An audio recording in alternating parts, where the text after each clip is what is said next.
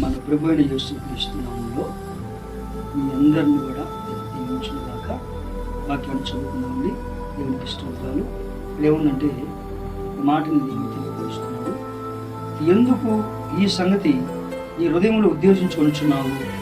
నువ్వు మనుషులతో కాదు దేవునితోనే అబద్ధమాడితివి వారితో చెప్పును. ఈ వాక్యాన్ని మనం ఎందుకు ఆయన అన్నాడంటే, ఇద్దరు భార్యాభర్తలు ఉన్నారు.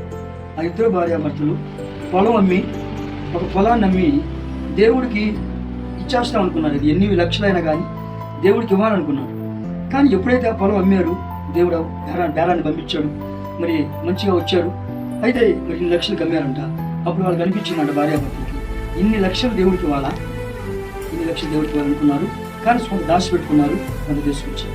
అందుకని ఆ సేవకుడు అడుగుతున్నాడు, పరిశుద్ధాత్మ అడుగుతున్నాడు, అయ్యా మీ పొలం మీద ఎంతకేనయ్యా అన్న, ఎందుకు నువ్వు మనుషులతో కాదు అబద్ధం ఆడేది, దేవునితో అబద్ధం ఆడుతున్నావు అని చెప్పినా కూడా పశ్చాత్తాపడలేదు.